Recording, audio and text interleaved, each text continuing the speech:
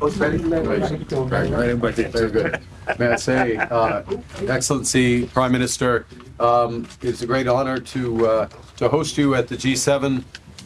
India has been coming to the G7, I believe, since 2018 in Biarritz with our French partners, and it's a testament to the importance of your country, to your leadership, and to the importance of the issues that we look to tackle together, from energy security, from the energy transition that you're helping to lead, to the future of artificial intelligence, to the fight that we have against transnational repression, against terrorism, against other factors, and the work that we can do together. And it is my great honor to have you here. I enjoyed your intervention just now, and we look forward to our discussion.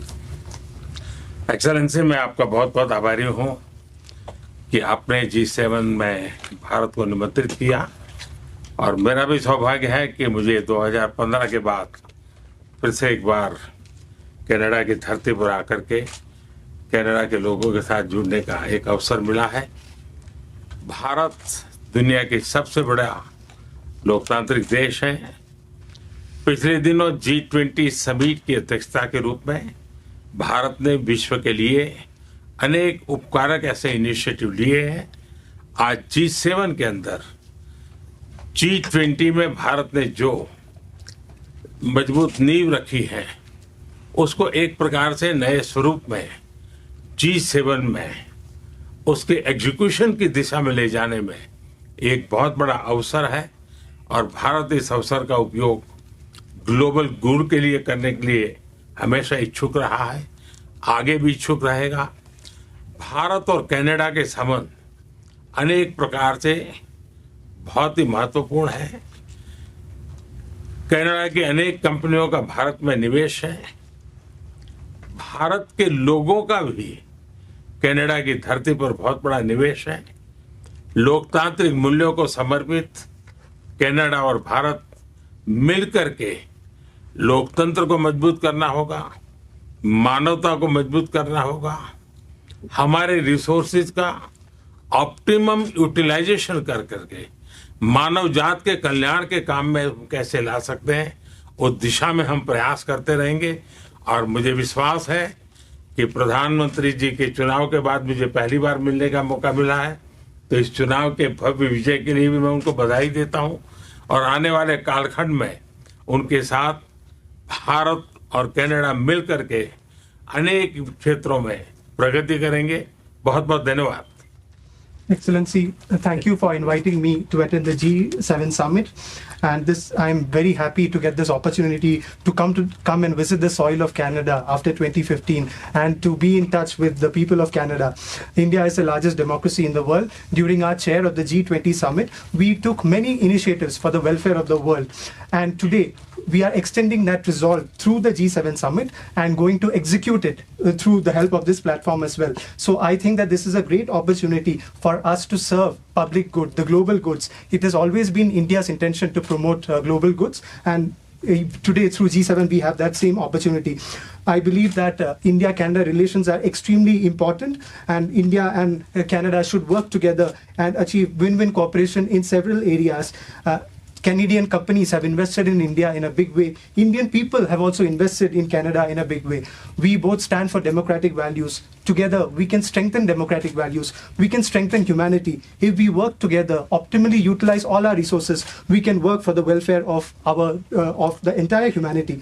And I'm extremely confident that we'll be able to do this task. Excellency, congratulations on a grand victory on this election, and I'm sure under your leadership we will be able to work together in a positive way and take India-Canada relationship forward.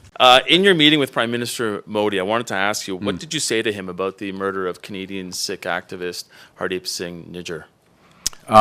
We have had a discussion, the Prime Minister and I, about the importance of having the law enforcement to law enforcement dialogue, which is not just dialogue, cooperation directly, the importance of addressing transnational repression, as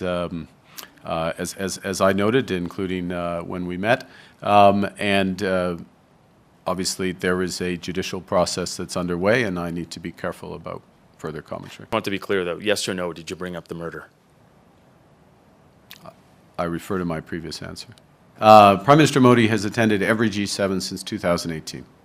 That is a reflection of the size of the Indian economy, the dynamism of the Indian economy, Indian technology, the leadership position India plays in a host of venues from G20 and beyond. So as chair of the G7, hosting the Prime Minister in that context is entirely natural, entirely consistent. I fully expect the Prime Minister of India will be in attendance at the G7 next year, for example, in France. First thing. Secondly, in terms of the bilateral relationship, which is your question, I think the meeting today was important, but I would describe it as foundational, as a necessary first step, an exchange of views, frank, open exchange of views around law enforcement, transnational repression as two examples, an agreement to provide the necessary foundations to begin to rebuild a relationship based on mutual respect, sovereignty, trust. And that begins with what was agreed, you asked for concrete, which is that we will move to appoint high commissioners again. And let me just finish by putting that in context, which is there are very deep ties of people and businesses between Canada and India. It's well known. It's part of your point about where the relationship could go. And they are not served at present by consular services, in effect, certainly by high commissioners. And it's necessary to have that level of service as a basis on which to build out, again, in the context of respect for sovereignty and to begin to realize the potential of the relationship. And we will, we're both committed to work towards that, but there's a lot of work that will need to be done.